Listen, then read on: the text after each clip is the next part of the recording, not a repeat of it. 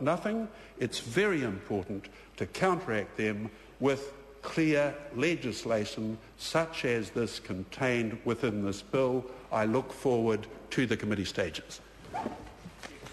Sorry about that. I call the Honourable Member Chris Farfoe. Taloha ni. Taloha ni, Mr Speaker. Mr Speaker, Labour supports this bill, but we do obviously have, as the member before me mentioned, some differences of opinion around some of the aspects of it. And Dr Paul Hutchison claimed that this was part of National's war on pee. I think it's more of a skirmish with pee, to be fair, because we don't think on this side of the House that this bill will be effective in making sure that we do reduce the harm of pee and other drugs in our society.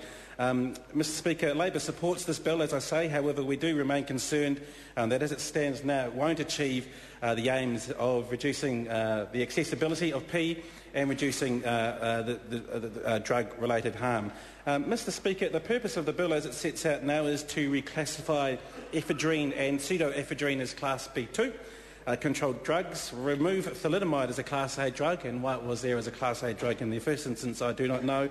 It also allows hazardous substances to be scheduled also as restricted substances, extends the definition of amphetamine analogues, and extends controls over drug paraphernalia, which, as I've already mentioned earlier in my contribution, that we have a difference of opinion with the government. Mr Speaker, as I said, we don't believe that this will reduce harm. In terms of the over-the-counter pseudoephedrine accessibility for Kiwis, in a cost of living sense, we don't think enough work has been done by the Ministry of Health about what kind of financial impact it will have on the public and also for the government in terms of what the workload for GPs will be now that those who are after a stronger drug when you get the winter ill will now have to go through their GP to access pseudoephedrine drugs, and we all know just how flat out our GPs at the moment are at the moment.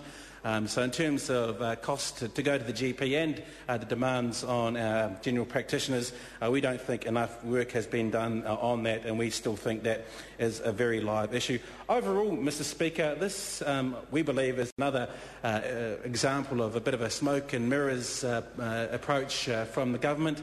Dr Paul Hutchison, as I've already mentioned, said this is part of the war on terror. It's part of the five-prong approach on the war against pee, but we don't think that while there is talk, we think that while there is talking tough, we don't think this bill actually backs up the rhetoric, and we believe that talking tough and taking some action is a lot different to talking tough and taking effective action. But as you know, as we've said, taking some action is better than taking no action. And that's why we are supporting this bill. We're trying to be helpful, and that's why we are supporting this bill. So, to a degree, Mr Speaker, this bill is window dressing, and many others agree with us that it will not achieve the aims that, in the purpose of the bill that it sets out to achieve. As I said, these five prongs, this war on terror, there are a number of institutions, organisations who gave submissions during the Health Select Committee process who didn't believe the rhetoric matched what was in the bill, and there was one submission from the New Zealand Nurses Organisation, from the policy analyst Marilyn Head, who said in the submission to the Health Select Committee that we strongly suggest that all these measures, some of which will require more police monitoring and all of which will result in increased prosecutions and imprisonment, will make very little difference to the significant number of people afflicted with drug addictions and substance abuse.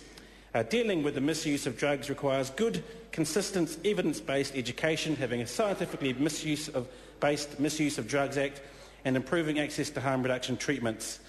Currently, and this is the most damning part of this submission, currently we seem to be moving against the evidence in the opposite direction on all counts.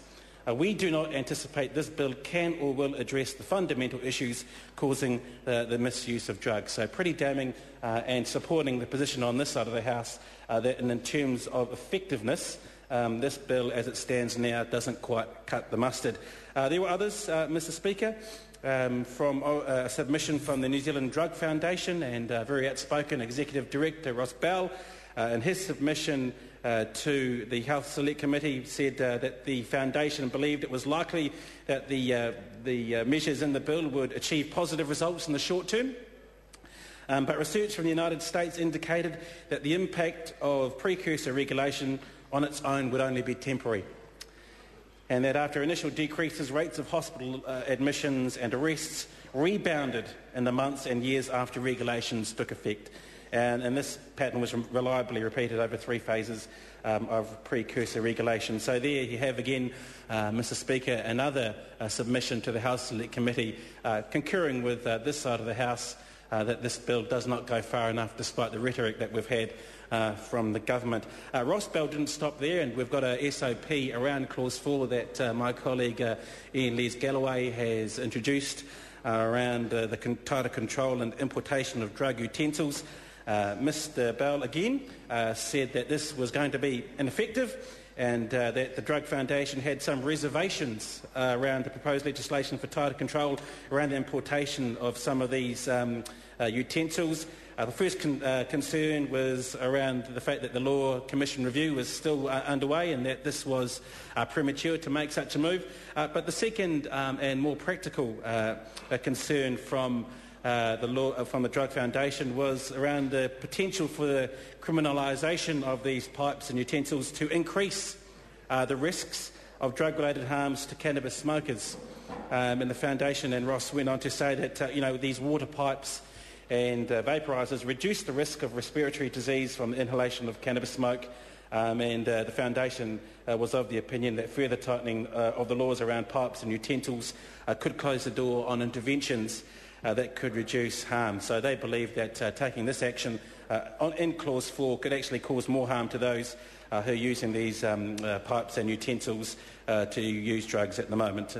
Mr Speaker, just the final, later on in that submission, Mr Bell went on to say again, damningly against the general thrust of this bill, that the Drug Foundation believed that the proposed provisions are largely symbolic and unlikely to have any impact on actual rates of cannabis use and are more likely to increase drug harms than reduce harms. So here you go, another opinion from an organisation that gave a submission to the Health Select Committee that this bill does not go far enough, and in some places is a little bit premature in respect to Clause 4 of the bill. And also there was a trader who sells these pipes and utensils who shared similar concerns to the Drug Foundation.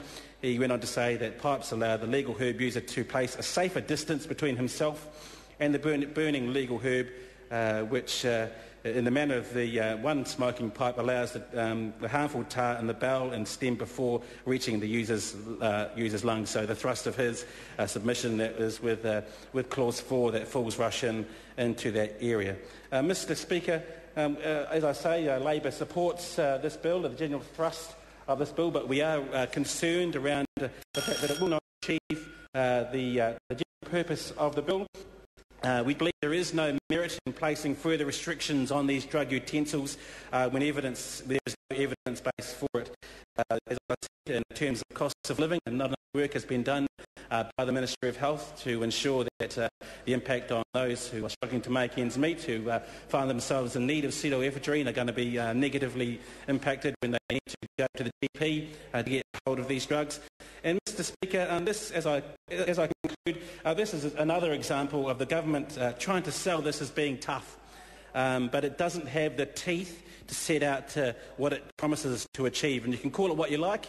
You can call it window dressing or smoke and mirrors, but it's another instance where this National Party has talked the talk with the slogans, with the war on P and the 5 prongs, but they've failed to walk the walk. And they've done that on jobs, Mr Speaker, they've done that on GST, Mr Speaker, they've done that on KiwiSaver, and Mr Speaker, they've done that on asset sales with this suggestion that mum and dad investors will be first in the queue, and that these shares will stay with mum and dad investors as we go forward. This, Mr Speaker, unfortunately is a serious issue around methamphetamine and P, but the government has on one hand promised one thing and delivered another. Thank you, Mr Speaker. Mr Speaker. I call the honourable